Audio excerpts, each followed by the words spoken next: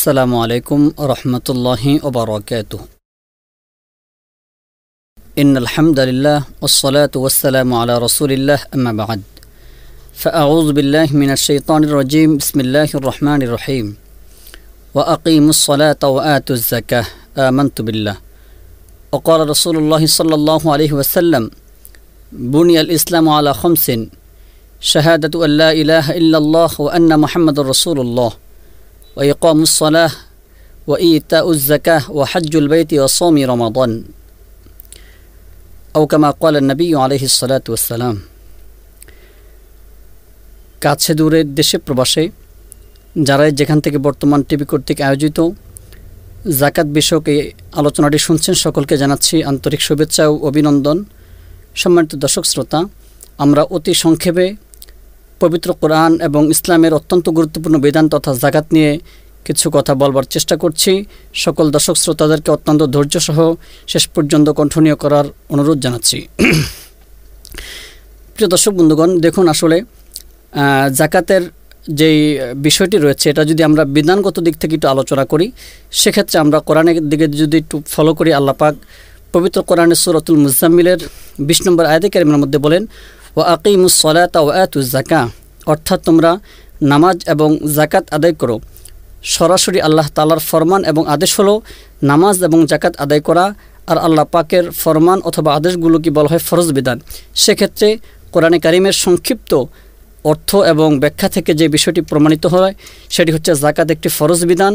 এর মধ্যে কোনো রকমের সন্দেহের অথবা কোনো রকমের মতানৈক্য করবার সুযোগ নেই। দ্বিতীয়ত বিষয় যদি আমরা একটু হাদিস নিয়ে পর্যালোচনা করি, এই বিষয়ে নবীজি আলাইহিস সালাতু ওয়াস সালাম এক হাদিসে পাকে বলেন বুনিয়াল ইসলাম আলা খামসিন, অর্থাৎ ইসলামের 5টি ভিত্তি বা মূল ইবাদত রয়েছে।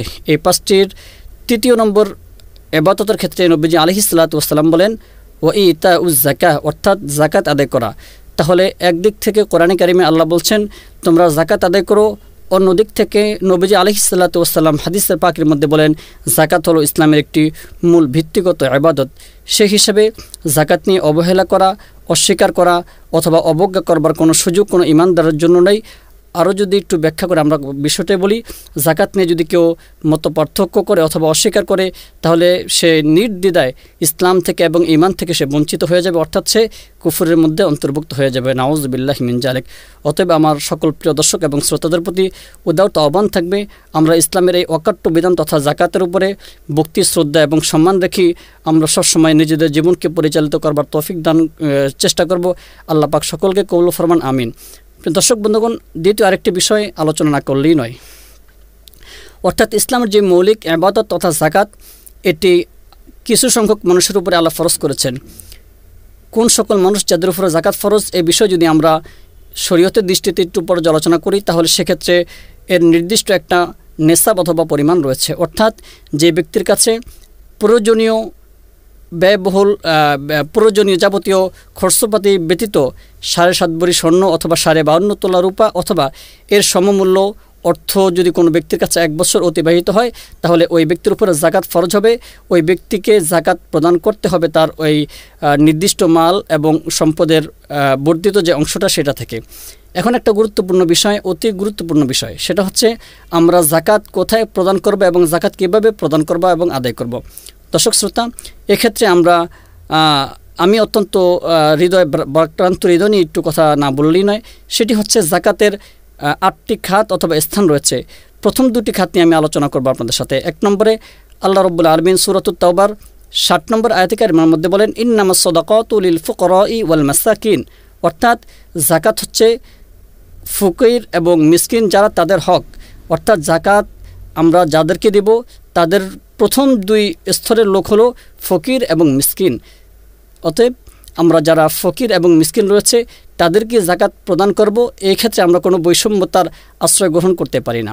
বিষয়টা এই জন্য আমি উল্লেখ করলাম, অনেক ক্ষেত্রে অনেক সংগঠন অথবা অনেক ব্যক্তিদেরকে এমন দেখা যায় তাদের স্বদলীয় এবং নিজের মতের সাথে মিল হয় অথবা নিজের সম্পর্কের সাথে মিল হয় এমন লোকদেরকে শুধু মাথা বেছে অথবা চেহারা বেছে বেছে তাদেরকে জাকাত প্রদানের চেষ্টা করা হয়। কোনো কোনো ক্ষেত্রে এমন হয় মানুষের মনোরঞ্জনের জন্য, মানুষকে সন্তুষ্ট করবার জন্য এমন লোকদেরকেও জাকাত প্রদান করা হয় যারা প্রকৃতপক্ষে সেই জাকাতের হকদার না, অর্থাৎ তারা জাকাত প্রাপ্তের সেই গরিব অথবা মিসকিনের অন্তর্ভুক্ত হয়ে পড়ে না। প্রিয় দর্শক, সেটা অত্যন্ত আমাদের জন্য দুঃখজনক বিষয়।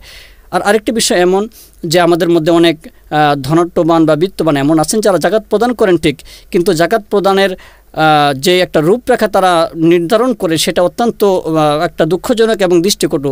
সেটা হচ্ছে কোনো কোনো ভাইয়েরা আমাদের দর্শক শ্রোতারা এমন করেন যে কিছু শাড়ি একেবারে অল্প দামি, কিছু লুঙ্গি একেবারে অল্প দামি যেটা পরার অযোগ্য, এমন কিছু নিম্নমানের জিনিস গরিব মিসকিনদেরকে তারা হস্তান্তর করেন এবং জাকাতের মাল বলে তাদেরকে দেন।